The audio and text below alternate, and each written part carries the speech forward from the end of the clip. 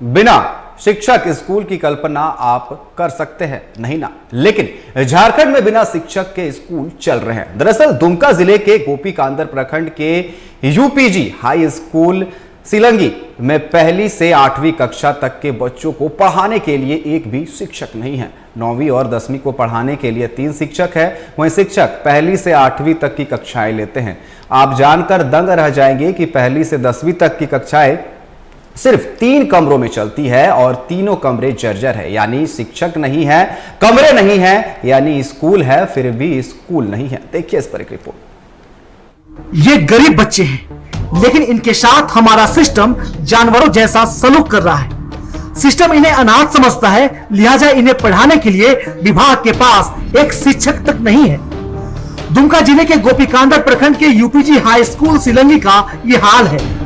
तकरीबन 3 साल पहले तक यहाँ 8वीं तक की पढ़ाई होती थी, लेकिन बाद में इसे उत्क्रमित कर उच्च विद्यालय बना दिया गया। आप जानकर दंग रह जाएंगे कि पहली से 8वीं कक्षा तक एक भी शिक्षक नहीं है। 9वीं और 10वीं के लिए 3 शिक्षक हैं। विभाग की संवेदना भले ही मर गई हो, लेकिन 9वीं और 10वीं के शिक्षकों की संवेदना जिंदा है। लिहाजा वो 9वीं और 10वीं के बच्चों के साथ साथ पहली से 8वीं तक के बच्चों को भी पढ़ाते हैं। के साथ ही यहाँ शिक्षकों का घोर अभाव है। यहाँ 1 to 10 संचालित है, लेकिन 1 to 5 और 6 to 8 में एक भी शिक्षक नहीं है। विभाग को लिख के दिया गया था इस संबंध में, लेकिन अभी तक कोई कार्रवाई नहीं हुई। ये स्कूल बिना शिक्षक का ही नहीं है, बिना भवन का भी है। आप जानकर दंग रह जाएंगे कि पहली से 10वीं तक की कक्षाएं महज 3 कमरों में चलती हैं। ये स्कूल है या मजाक, आप ही तय कीजिए। लेकिन 3 भवन भी पूरी तरह जर्जर है।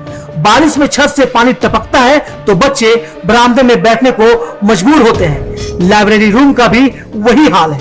मेरे यहाँ 1 से 10 तक कक्षा संचालित है, लेकिन क्या कहते हैं, कमरा नहीं रहने के कारण हम लोग 3 ही क्लास में सब बच्चा को बैठा देते हैं। लाइब्रेरी के नाम पर एक कमरा बनाया गया, लेकिन लाइब्रेरी पूरा जर्जर हो चुका है, कभी भी धंस सकता है। किताब को सही ढंग से रखने में परेशानी हो रही है। इसमें बहुत दिक्कत होता है, पानी छत से चुभता है और क्या कहते हैं, क्लासों पे बहुत दिक्कत होता है। बच्चे सबको बैठने में और किताब को भीग जाता है तो पढ़ने में भी दिक्कत होता है। मतलब पढ़ने में दिक्कत हो रहा है, क्योंकि सब भीग जाता है, बहुत परेशान होता है। सर भी अच्छा से बैठ नहीं पाते, जहाँ सर बैठते हैं वहाँ ही ज्यादा पानी गिरता है। पानी गिरता है ना, कि रूम के अंदर में ही रहता है? रूम के अंदर में ही रहते हैं। दूसरा सर जब एक साइड नहीं गिरता है, वही साइड। प्रभारी प्रधानाध्यापक की माने तो बीईओ से लेकर बीआरसी तक अर्जियां दी गई, लेकिन अब तक विभाग ने स्कूल का मुआयना कर बच्चों की पीड़ा समझने की कोशिश तक नहीं की। दिए हैं, बीओ साहब को दिए हैं, बीआरसी में दिए हैं। वैसे भी हम लोग का कक्षा बहुत कम है, 3 ही कक्षा है, जबकि हम लोग को 6-7 कक्षा का जरूरत है। और जर्जर भवन है, उसका भी लिख दिया गया है। स्कूल में शिक्षक नहीं है, स्कूल में कमरा नहीं है, फिर भी स्कूल है, फिर भी बच्चे स्कूल आते हैं। ये गरीब बच्चे हैं, महंगे प्राइवेट स्कूलों में जाना उनके बस का नहीं, लिहाजा उसी स्कूल में पढ़ने आते हैं जहां शिक्षक लापता है, कमरा लापता है, यानी स्कूल होकर भी स्कूल ही लापता है। इस लापता तंत्र में सिस्टम की आंखों का पानी भी लापता है।